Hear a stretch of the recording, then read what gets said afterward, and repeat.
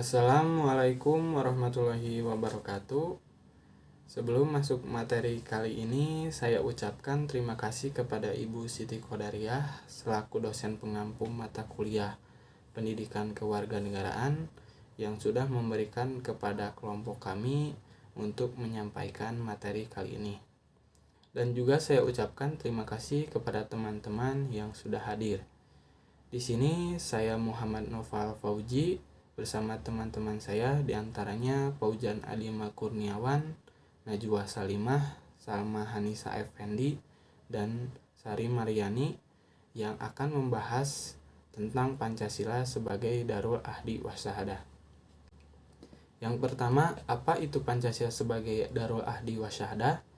Pancasila sebagai Darul Ahdi Wasyahadah merupakan suatu pemahaman bahwa bagi Muhammadiyah, negara Pancasila ini adalah hasil konsensus nasional atau bisa disebut juga al-ahdi, dan negara tempat membuat perjanjian atau kesaksian yang bisa disebut juga al-sahadah untuk menjadi negara yang aman dan damai, bisa disebut juga al-salam.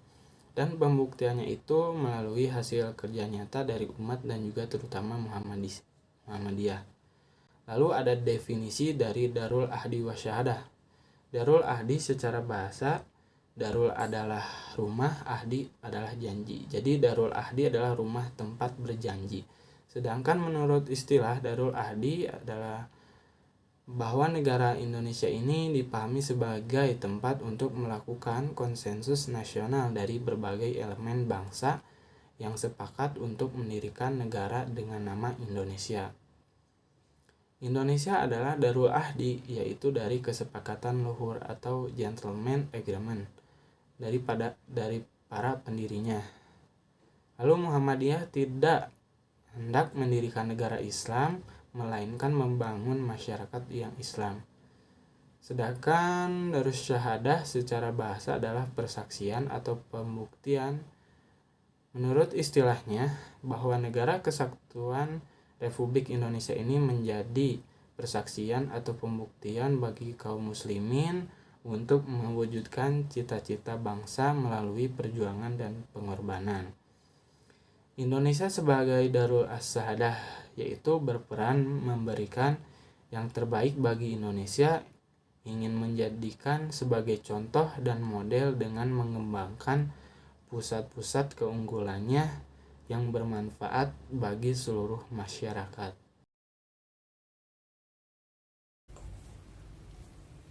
Selanjutnya, saya akan menjelaskan latar belakang Darul Ahdi Wasyahadah. Apa yang melatar belakangi munculnya Darul Ahdi Wasyahadah? Ada 3 hal yang melatar belakangi munculnya konsep Darul Ahdi Wasyahadah. Yang pertama adalah pada masyarakat kita masih ada kelompok masyarakat yang mempersoalkan hubungan antara Islam dan negara Pancasila. Sebagian menganggap bahwa negara dan Islam dan agama itu tidak ada hubungannya. Ada yang menganggap bahwa negara dan Islam itu harus berhubungan atau bisa disebut paham integrasi. Jadi ada yang ingin membuat negara ini menjadi negara Islam, lalu ada juga yang menganggap bahwa Islam justru penghambat perkembangan negara dan sebagainya.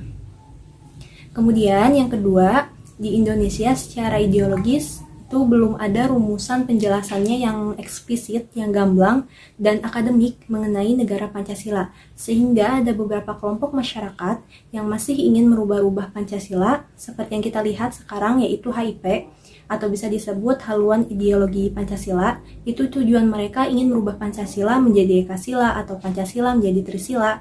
Hal itu menunjukkan bahwa belum ada rumusan penjelasan eksplisit dan akademik mengenai negara Pancasila itu sendiri. Dan yang ketiga adalah masih adanya pandangan bahwa Islam itu sebagai ancaman bagi negara Pancasila. Maka muncul di sana gerakan-gerakan radikalis, teroris, dan sebagainya. Maka Muhammadiyah perlu membuat konsep Darul Ahdi Wasyahadah untuk menunjukkan bagaimana sikap Muhammadiyah, bahwa Muhammadiyah itu bukan teroris, Muhammadiyah bukan menganggap negara itu terpisah, tetapi saling melengkapi dan sebagainya. Selanjutnya, dalam kehidupan kebangsaan, Muhammadiyah sebagai muslim mayoritas memiliki tanggung jawab untuk menjadikan negara Indonesia itu negara yang baik, negara yang selalu ada dalam ampunan Allah sesuai dalam Quran Surat As-Soba ayat 12. Negara yang baik dan selalu ada dalam ampunan Allah bisa disebut dengan istilah Badrotun Tobiyatun Warokbun Gofur. Jadi, orang-orang Muhammadiyah ingin membuat negara ini jadi negara yang baik. Apa indikatornya agar keinginan tersebut bisa terwujud? Indikatornya adalah yang pertama, penduduknya itu beriman dan bertakwa sesuai dalam Quran Surat Al-A'raf ayat 96. Jadi, harapannya tidak ada orang ateis di Indonesia. Semua orang itu beriman dan bertakwa menurut keyakinan dan agamanya masing-masing. Kemudian yang kedua, tidak membuat kerusakan sesuai Quran Surat Al-Baqarah ayat 60. Jadi selalu berusaha untuk membuat hal-hal yang positif, tidak merusak. Kemudian yang terakhir, suka membangun negeri sesuai dalam Quran Surat Ar-Rum ayat 41. Jadi selalu ada upaya-upaya untuk melakukan inovasi dan sebagainya untuk membuat negara ini menjadi negara yang maju. Menjelaskan tentang peran strategis Muhammadiyah.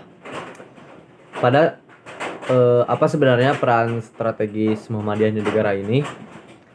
Pada sebelum kemerdekaan awal abad ke-20 lahir organisasi Islam seperti Jamiatul Khair pada tahun 1905, SDI atau Syarikat Dagang Islam pada tahun 1905 juga. Kemudian Serikat Islam Serikat Islam pada tahun 1911, lalu Muhammadiyah pada tahun 1912, NU 1926, dan ada Kongres Wanita juga pada tahun 1928 yang diketahui oleh Aisyah. Kemudian muncul tokoh seperti Ahmad Dahlan dan Siti Walidah istrinya. Mereka ini berperan aktif dalam usaha membangkitkan kebangkitan nasional. Jadi kesadaran untuk lepas dari penjajah. Semua tokoh-tokoh Islam dengan organisasi itu mereka semua menyadarkan masyarakat untuk lepas dari penjajah. Lalu peran kedua adalah saat kemerdekaan, tokoh-tokoh Muhammadiyah seperti Haji Bagus, Hadi Kusumo, Profesor Kahaz Muzakir, kemudian Mr. Kasman Singodi Mejo. Mereka ini pengurus Muhammadiyah, bahkan Profesor Kahar Muzakir merupakan ketua Muhammadiyah. Mereka ikut menjadi anggota dari BPU PKI dan PPKI. Kemudian mereka juga turun menyetujui pencoretan 7 kata dalam Piagam Jakarta, yaitu ketuhanan dengan kewajiban menjalankan syariat Islam bagi pemeluk-pemeluknya. Karena kalau 7 kata itu tidak dicoret, maka akan menjadi konflik yang semakin besar di negara kita. Kemudian tokoh Muhammadiyah yang lain adalah Jenderal Sudirman. Beliau adalah pengurus Muhammadiyah yang menjadi anggota perang gerilya dan Panglima TNI yang menyatukan dan mencetus untuk menyatukan Indonesia menjadi NKRI. Kemudian Mr. Juanda juga sebagai pencetus deklarasi yang menyatukan perairan dengan daratan Indonesia. Ini menunjukkan bahwa Muhammadiyah tidak diam pada masa kemerdekaan. Kemudian setelah kemerdekaan, Muhammadiyah sampai saat ini sudah turun membantu negara untuk membantu di bidang pendidikan. Sudah ada 19.951 sekolah sejak TK sampai SMA. Kemudian Muhammadiyah juga membantu panti asuhan sebanyak 635, lalu kampus sebanyak 176 universitas, kemudian juga pesantren sebanyak 102. Pesantren, rumah sakit dibuat sebanyak 457 dan bank perkreditan rakyat syariah sebanyak 762. Semua amal usaha ini adalah dalam rangka Muhammadiyah membantu negara, membantu mengisi kemerdekaan. Bahkan sampai sekarang Muhammadiyah sampai pemberdayaan masyarakat seperti petani, nelayan, dan sebagainya. Oke, selanjutnya saya akan menjelaskan tentang kedudukan Pancasila dan realitas kebangsaan. Yang pertama, saya akan menjelaskan tentang kedudukan Pancasila. Bagaimana paham Muhammadiyah tentang Pancasila itu sendiri? Pertama, Muhammadiyah menyatakan bahwa nilai Pancasila itu sejalan dengan ajaran Islam, jadi tidak perlu dipertentangkan. Dua, negara Pancasila yang mengandung jiwa, pikiran, dan cita-cita luhur ini sudah sesuai dengan ajaran Islam. Tiga, kemudian negara Pancasila merupakan hasil konsensus nasional sehingga tidak perlu dikritisi kembali. Empat, Pancasila menjadi ideologi negara yang mengikat seluruh rakyat dan komponen bangsa. Muhammadiyah juga melihat bahwa Pancasila itu bukan agama, tetapi substansinya mengandung dan sejalan dengan nilai-nilai ajaran Islam yang menjadi rujukan ideologi dalam kehidupan kebangsaan yang majemuk. Pancasila bukan agama, tapi dia sejalan dengan nilai-nilai ajaran agama. Jadi Muhammadiyah berpendapat negara Pancasila merupakan bentuk ideal bagi Indonesia, walaupun bukan bersumber pada agama, sila, dan nilai Pancasila tidak bertentangan dengan Islam. Selanjutnya, saya akan menjelaskan tentang realitas kebangsaan. Bagaimana realitas kebangsaan kita? Dalam kenyataannya, di masyarakat kita, nilai-nilai Pancasila itu belum banyak diimplementasikan dalam kehidupan berbangsa. Misalnya, dalam kehidupan sosial politik, masih ada beberapa praktek-praktek sosial politik yang tidak sejalan dengan Pancasila. Kemungkinannya di bidang ekonomi juga masih terlihat sistem kapitalis yang terlalu tinggi sehingga juga belum sesuai dengan Pancasila. Budaya yang cenderung liberal seperti negara barat dan sebagainya. Jadi dalam realitanya memang belum semua perilaku masyarakat Indonesia itu mencerminkan nilai-nilai Pancasila. Muhammadiyah sebagai kekuatan strategis umat dan bangsa berkomitmen untuk membangun negara agar seperti menyamai benih-benih kebenaran, kebaikan, kedamaian, keadilan, kemakmuran, kemaslahatan, dan keutamaan hidup secara dinamis bagi seluruh umat manusia. Jadi Islam menggelorakan misi anti perang, anti teroris, anti kekerasan, anti penindasan, anti keterbelakangan, dan anti terhadap segala bentuk pengrusakan di muka bumi ini, seperti korupsi, penyalahgunaan kekuasaan, kejahatan kemanusiaan, eksploitasi alam, serta berbagai kemungkinan yang menghancurkan kehidupan. Selanjutnya, mungkin dijelaskan lagi oleh teman saya. Di sini saya akan melanjutkan materi mengenai mewujudkan Indonesia yang berkemajuan. Indonesia yang berkemajuan seperti apa yang diharapkan Muhammadiyah? Yang pertama, beramal dan berjuang untuk perdamaian dan kesejahteraan. Jadi, bagaimana caranya agar hidup kita damai meskipun kita bermacam-macam agama, suku, dan budaya? Kedua, berusaha memperbanyak kawan dan mengamalkan ukhuwah Islamiyah.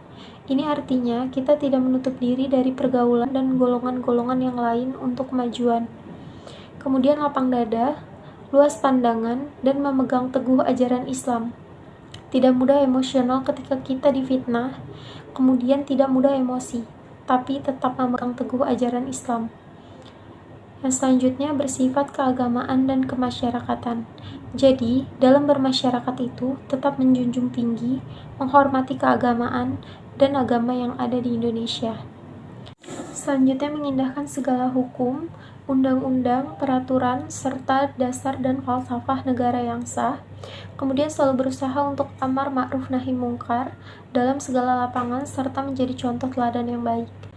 Ini adalah konsep Indonesia berkemajuan yang diinginkan oleh Muhammadiyah. Jadi, ringkasan penjelasan yang tadi adalah bahwa hubungan Muhammadiyah dengan negara Pancasila itu sangat erat, karena para tokoh Muhammadiyah terlibat dalam membangkitkan semangat untuk merdeka, terlibat dalam persiapan kemerdekaan, seperti BPUPKI dan PPKI.